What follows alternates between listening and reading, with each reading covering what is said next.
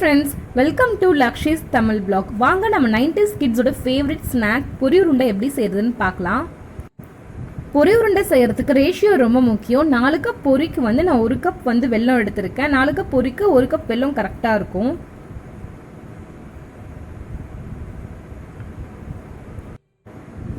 கால் spoon வந்து சுக்கு தூள், அரை ஸ்பூன் வந்து ஏலக்காய் தூள், ஒரு லெமன்ல வந்து பாதி லெமன் வந்து புழிஞ்சு வச்சிருக்கேன். இவ்வளவுதான் வந்து நம்ம பொரி உருண்டை செய்யறதுக்கு தேவையான பொருள். வாங்க பொரி உருண்டை செய்ய ஸ்டார்ட் பண்ணிடலாம்.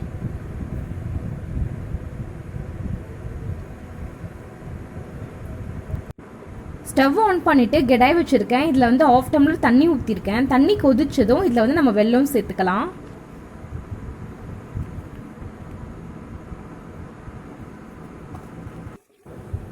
வெல்லம் தண்ணியில் நல்லா கரையட்டும். கரைஞ்சதுக்கு அப்புறம் வந்து நம்ம ஃபில்டர் பண்ணி எடுத்துக்கலாம். இப்போ வெல்லம் வந்து நல்லா தண்ணியில் கரைஞ்சிடுச்சு. இது நம்ம ஸ்டவ் ஆஃப் பண்ணிட்டு நல்லா ஃபில்டர் பண்ணி எடுத்துக்கலாம். இப்போ திரும்ப அதே கடாய் வச்சுட்டு நம்ம ஃபில்டர் பண்ண வெள்ளை தண்ணி இதில் ஊற்றிக்கிறேன்.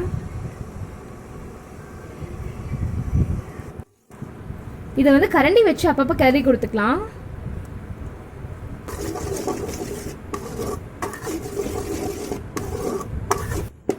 பொரி உருண்டைக்கு தேவையான பதம் இதுதான். இப்போ இதிலிருந்து வந்து நான் கொஞ்சமாக எடுத்து தண்ணியில் விட்டு பார்க்குறேன். இப்போ இதை வந்து நல்லா கையில் உருட்டிட்டு கீழே போட்டு பார்க்கலாம். இதுலேருந்து டங்குன்னு சத்தம் வந்துச்சு அப்படின்னா இதுதான் கரெக்டான பதம். பாருங்க சத்தம் வருது. ஸோ இப்போ இதுதான் கரெக்டான பதம். நம்ம ஸ்டவ் ஆஃப் பண்ணிடலாம். இதோட வந்து சுக்குத்தூளும் ஏலக்காய் தூளும் சேர்த்துக்கலாம். இது கூட வந்து ஒரு ஸ்பூன் நெய் சேர்த்துக்கலாம். நெய் வந்து ஆப்ஷனல், வேணா ஸ்கிப் பண்ணிடலாம். அதுக்கப்புறம் இதோட வந்து லெமன் ஜூஸையும் சேர்த்து நல்லா மிக்ஸ் பண்ணிக்கலாம். லெமன் ஜூஸ் சேர்க்கறதுனால இது வந்து சீக்கிரமாக வந்து கெட்டியாகாமல் இருக்கும். நம்ம பொரி சேர்த்து நம்ம பிடிக்கிற வரைக்கும் கொஞ்சம் வந்து பிடிக்கிற அளவுக்கு பதத்துக்கே இருக்கும்.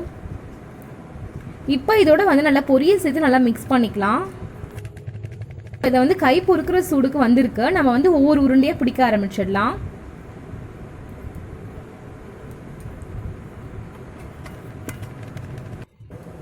இதே மாதிரி எல்லா உருண்டைகளையும் பிடிச்சு வச்சிடலாம்.